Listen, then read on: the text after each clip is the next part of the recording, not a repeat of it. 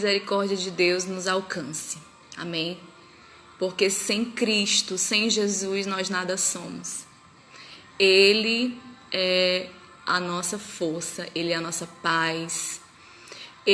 A Bíblia diz que Ele é a nossa âncora, é a âncora da nossa alma, é o que sustenta, é o que nos faz permanecer firmes, sem fraquejar, sem balançar. Por mais que venham as tempestades, por mais que venham os ventos fortes, mas a Bíblia diz que aquele homem que constrói a sua casa sobre a rocha, né, ela jamais será abalada. E Jesus é a nossa rocha. Nós somos fragmentos dessa rocha, mas Ele é a rocha que nos sustenta. Amém? Queridos, antes de começar a falar sobre o tema central da live, eu queria fazer uma oração com você mais uma vez, tá? Agradecer a Deus e pedir que o Senhor converta os nossos corações de todo mau caminho, de tudo que não agrada a Ele, de tudo que fere a santidade de Deus, né? Porque quanto mais perto de Jesus nós estamos, mais nós entendemos que somos impuros, que somos pecadores, né? E a Bíblia diz que aquele homem que se diz que não é pecador faz de Deus mentiroso. Então Deus é santo o suficiente para não mentir. Amém? Nós somos pecadores e a gente precisa da graça de Jesus, tá? Então, antes de entrar no tema, vamos fazer uma oração, tá? Pedir a Deus a graça do seu Espírito sobre as nossas vidas, que Ele nos oriente em tudo. Amém? Eu queria convidar você a fechar os seus olhos e fazer essa oração rápida. Amém? Então tá, vamos lá. Senhor, nós apresentamos os nossos corações a Ti e Te pedimos que o Teu Espírito Santo nos conduza, que o Teu Espírito Santo converta os nossos corações de todo o mau caminho, que o Teu Espírito Santo purifique a nossa alma, santifique o nosso espírito, que o fogo consumidor, que, Senhor, o fogo purificador venha sobre nós, Pai. Converte os nossos corações, Jesus, como igreja. Nos faz nascer de novo, Jesus. Nascer da alma e do espírito, Senhor. Assim como o Senhor disse para Nicodemos, é necessário um novo nascimento, pois nós desejamos, como igreja, nascer de novo, Jesus. E eu te peço, Pai, que o Teu Espírito Santo se manifeste nas nossas vidas, trazendo esse novo nascimento. Amém. Amém? Glória a Deus! Vamos lá, gente. Então tá. O tema da live é falsos profetas e os seus sermões de coach, né? Hoje em dia a gente tem visto muitos pastores, pregadores, que tem, como é que eu posso dizer? Que tem maculado o evangelho, que tem distorcido o evangelho. E a Bíblia fala sobre um evangelho de cruz, um evangelho de mudança, um evangelho de renúncia, um evangelho onde a gente diz para a gente perder a nossa vida para poder a gente achar, né? Mas o que tem acontecido é totalmente o contrário, né? Nós estamos assim numa geração onde as coisas não têm nada a ver, onde o evangelho não é como era antes, né? E para começar, nós vamos ler Oséias capítulo 4, se você tiver Bíblia, amém? Você pode acompanhar, se não, você pode estar ouvindo a minha leitura, amém? Vamos lá, Oséias capítulo 4, versículo 2. Só se vê maldição, mentira e assassinatos, roubo e mais roubo, adultério e mais adultério. Ultrapassam todos os limites e o derramamento de sangue é constante. Por causa disso, a terra pranteia e todos os seus habitantes desfalecem. Os animais do campo, as aves do céu e os peixes do mar estão morrendo. Mas que ninguém discuta, que ninguém faça acusação, pois sou eu quem acusa os sacerdotes. Vocês tropeçam de dia e de noite, e os profetas tropeçam com vocês. Por isso destruirei a sua mãe. Meu povo foi destruído por falta de conhecimento. Amém? Essa palavra, ela é muito atual, né? Ela é muito atual. Aqui o profeta Oséias faz uma denúncia profética contra os profetas, contra os sacerdotes, né? Os sacerdotes, na qual Deus afirma: olha, o meu povo tem perecido porque tem faltado o conhecimento. E os sacerdotes, eles estavam, digamos assim, que se omitindo, né? E os profetas têm tropeçado com vocês, né? E o povo de Deus estava perecendo, né? E o pecado estava aumentando. Você pode ver que no início da leitura eles falam: só se vê em maldição, mentira, assassinatos, roubos e mais roubos, adultérios e tal, né? E hoje em dia a gente não vê mais um confronto. As pessoas, elas não são mais confrontadas como deveriam ser. E isso é muito sério, porque Jesus, ele não nos ensinou a fazer isso. Ele não nos ensinou. Jesus, ele estava chegando no templo, a Bíblia diz que era a época da Páscoa, e ele estava chegando no templo. O que aconteceu? Havia uma má tradição na qual os cambistas botavam as suas mesas, né? Colocavam as suas mesas para vender animais, para vender trigo, que antigamente, se alguém pecasse, lá em Israel, né? Se alguém pecasse, a pessoa poderia comprar a sua oferta e apresentá-la ao sacerdote, e ali estaria perdoado. E houve um comércio na frente do templo. E o que Jesus Cristo fez? Jesus fez o seguinte: pegou um chicote e saiu batendo em todo mundo. A casa do meu pai, está escrito que a casa do meu pai é a casa de oração para todos os povos. Então a motivação de Jesus para o pecado não existia. Não existia. Aquele povo estava pecando, né? Jesus se irou tanto com aquele comportamento que ele chicoteou aquelas pessoas. Ele chicoteou. Ele bateu nelas. Saiam daqui, vocês estão pensando o quê? A casa do meu pai é casa de oração para todos os povos. Amém? E hoje em dia isso não tem acontecido. O evangelho tem sido banalizado. Jesus estava falando para as pessoas: olha, eu sou o pão que desceu do céu. Eu vos dei o maná. Deus fez descer o maná do céu para que houvesse provisão. Só que agora eu sou o pão que desceu do céu. E vocês só conhecem a Deus se vocês comerem desse pão. E vocês só podem ir a Deus se vocês conhecerem esse pão, que é o próprio Cristo, o pão da vida eterna, né? E as pessoas se assustaram com esse sermão e disseram: gente, isso é muito duro de se ouvir. Isso é muito duro, como é que pode? E as pessoas começaram a ir embora. Começaram a ir embora, né? E Jesus olha para os discípulos dele e diz o seguinte: vocês não vão com eles? E os discípulos falaram, dos discípulos olhou para ele e disse: Senhor, mas para onde que nós vamos?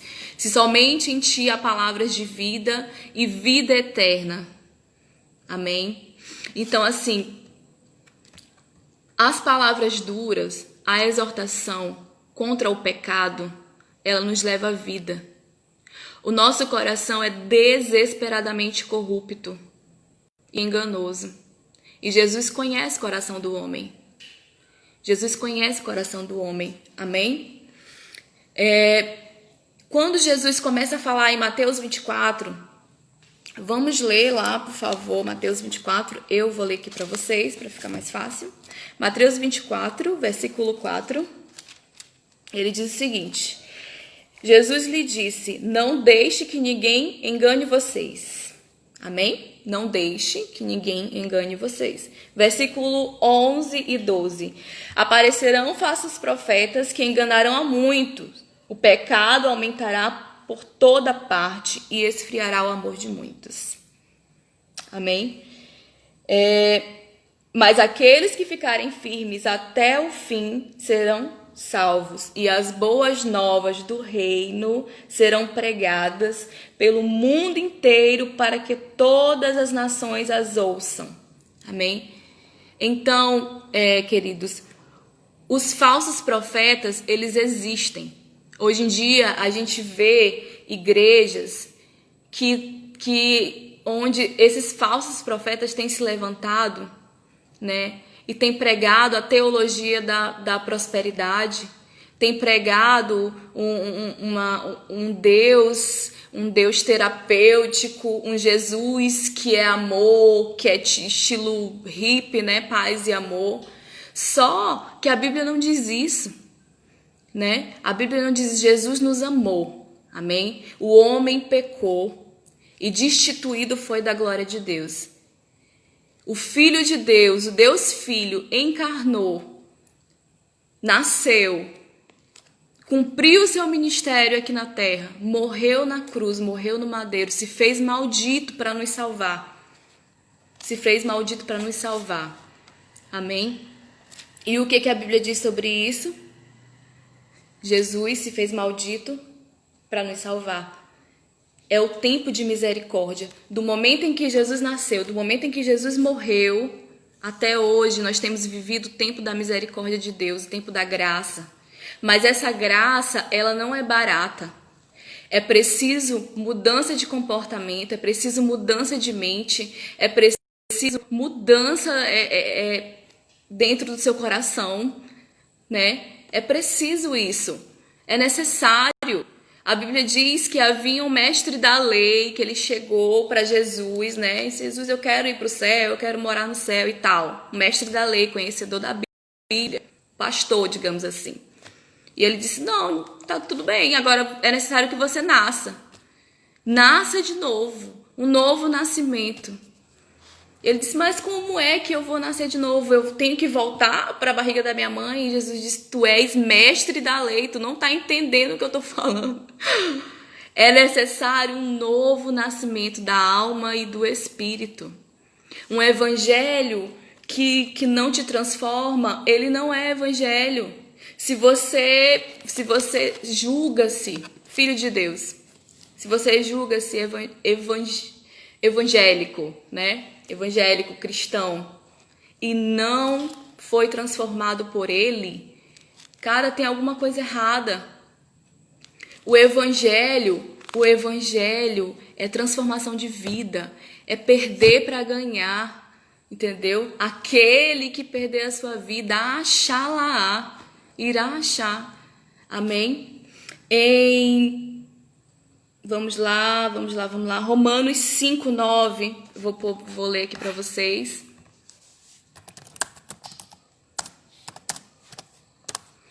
Romanos 5.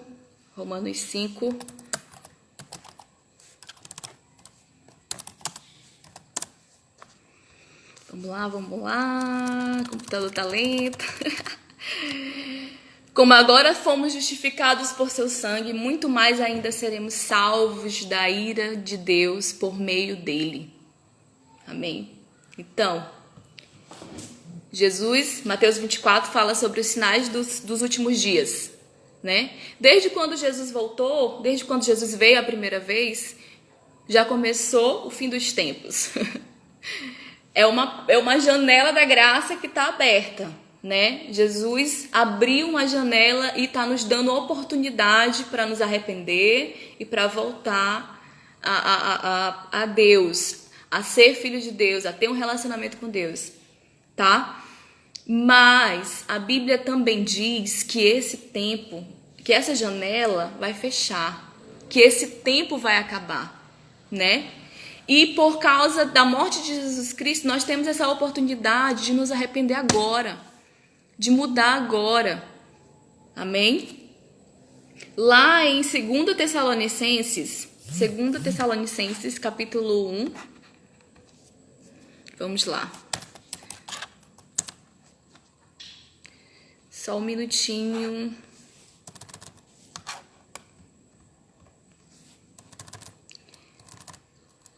Segunda Tessalonicenses, capítulo 1, versículo 7.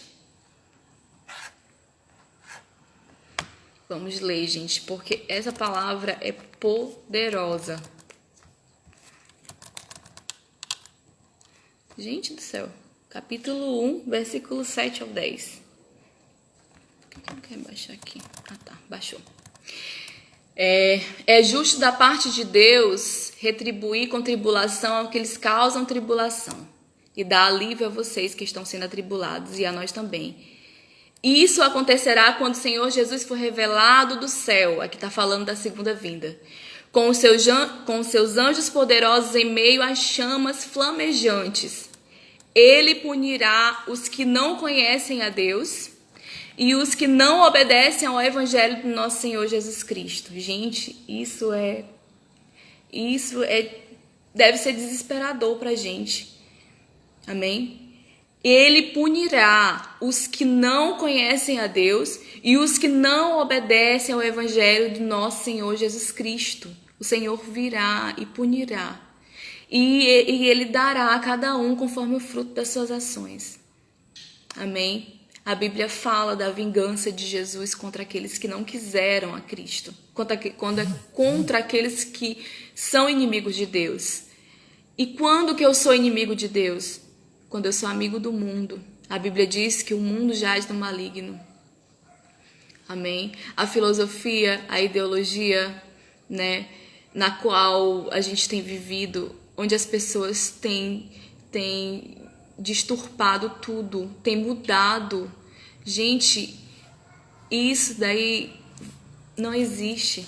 A gente precisa entender que o evangelho de Cristo não mudou, Jesus Cristo não mudou, ele permanece o mesmo. Amém? Ele permanece o mesmo. E a gente não pode se iludir de que o evangelho não transforma nossas vidas, de que o evangelho não causa dor, porque ele causa dor. A dor da transição, da mudança é necessária. É necessária. Antigamente, quando eu estava vendo um vídeo hoje, que antigamente quando as pessoas se convertiam, elas desassocializavam da vida que elas tinham, né? E começavam uma nova vida. Em santidade ao nosso Deus, em mudança de comportamento.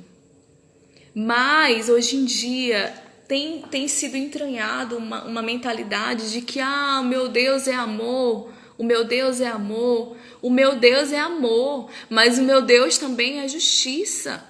E ai de nós, isso tem que nos fazer temer e ter medo de Deus.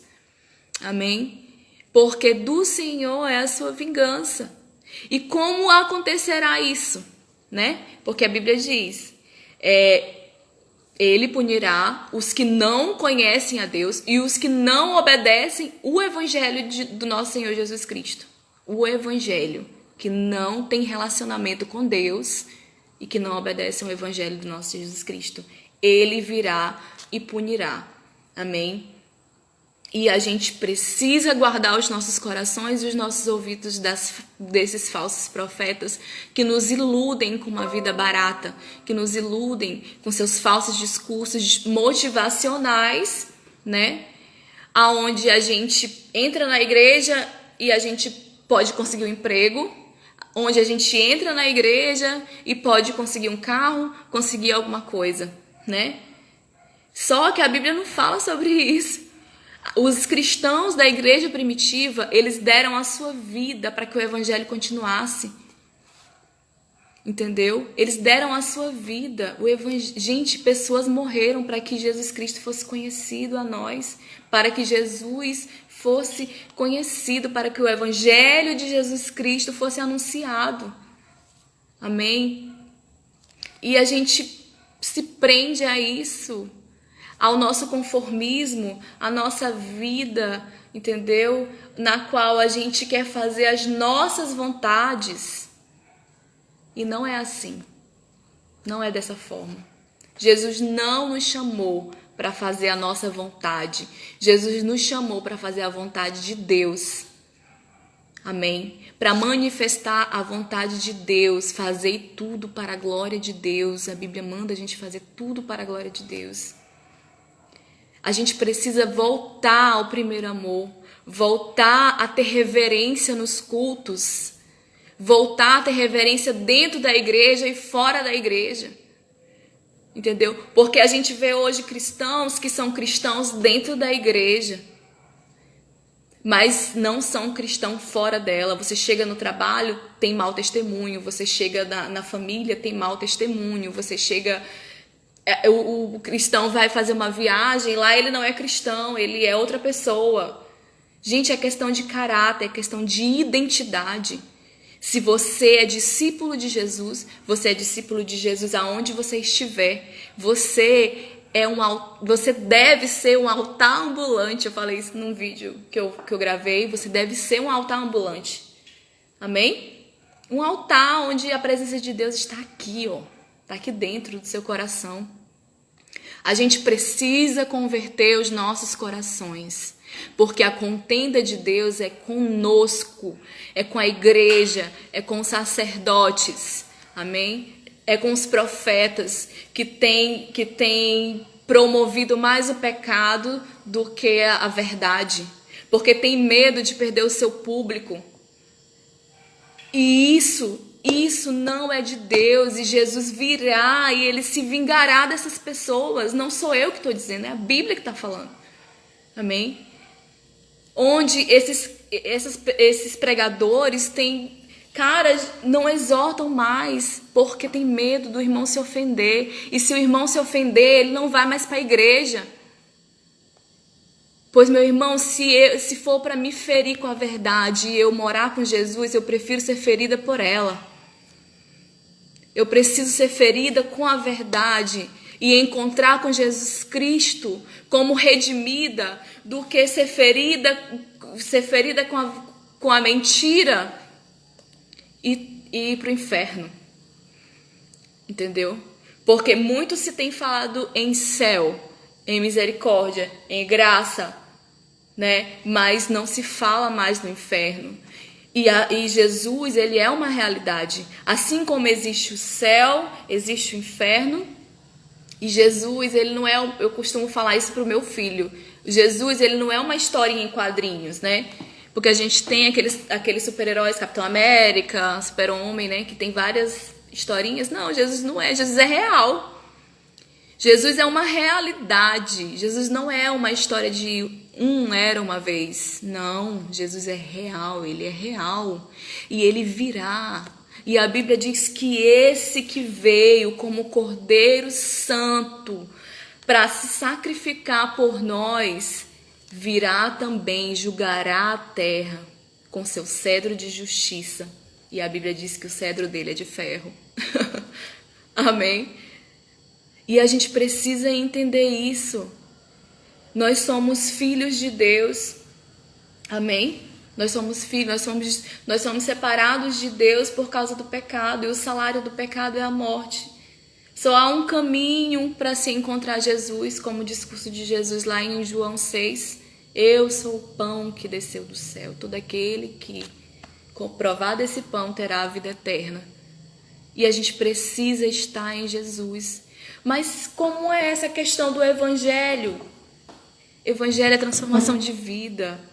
Evangelho é alguém te ferir, te ofender e você perdoar. Evangelho é alguém te pedir para você caminhar 1 milha e você caminhar 2. Evangelho é alguém te bater na tua face e tu virar outra. Evangelho é humildade. Evangelho é cuidado, é amor, é benignidade, é justiça, é vida. Amém? é se colocar no lugar do outro, é ser como um bom samaritano que viu aquele cara todo ferido e foi lá ajudar ele, entendeu? A gente precisa voltar ao primeiro amor, porque o pecado tem aumentado, a iniquidade tem aumentado, né? Tem isso aí é sem dúvida, mas isso são sinais dos fins dos tempos, amém? Sinais, aliás, dos últimos dias, assim como os falsos profetas, amém? São sinais dos últimos dias, e nós temos vivido esses últimos dias. Nós temos vivido esses últimos dias. Amém? Jesus voltará e ele reinará, ele governará. E que tipo de cristão você será? Será que você aguenta uma perseguição? A nossa hipocrisia é tão grande, gente, que se a gente parar para ver, é muito fácil ser cristão no Brasil. Acompanha os pastores que fazem missões fora do Brasil. Acompanhem, vejam a realidade do verdadeiro evangelho. Porque, cara, é muito fácil ser evangélico no Brasil, ser cristão no Brasil. É muito fácil, né? Mas Jesus, ele não nos chama a isso. Que a gente possa ser liberto dessa hipocrisia, dessa falsa verdade. Gente, Jesus, ele voltará. Amém? E eu quero ler com vocês. Jesus, ele virá, como eu li em 2 Tessalonicenses, né? Que eu li para vocês. Ele punirá os que não conhecem a Deus e os que não obedecem ao evangelho de nosso Senhor Jesus Cristo, né? Ele punirá. Aí lá em Isaías 63, como ele vai fazer isso? Isaías 63. Aqui o profeta Isaías fala de uma forma que a gente chega até a suspirar. Gente, mas esse é o Jesus da Bíblia, o Jesus que é amor? Eu te garanto que sim. Esse é o Jesus que é amor. Então vamos lá. Isaías 63. Quem é aquele que vem de Edom, que vem de Bozrá, com as roupas tingidas de vermelho? Quem é aquele que num manto de esplendor avança os passos largos na grandeza da sua força? Sou eu que falo com retidão, poderoso para salvar. Por que tuas roupas estão vermelhas, como as de quem pisa uvas no lagar? É interessante isso aqui, porque quem pisa a uva no lagar, né? A uva, ela tem aquela cor intensa, vermelha, né? E suja toda a roupa. Então é mais ou menos isso, tá? Acompanha aí. Porque tuas roupas estão vermelhas como as de quem pisa no lagar. Sozinho pisei uvas no lagar. Das nações ninguém esteve comigo. Eu o pisoteei, eu os pisoteei.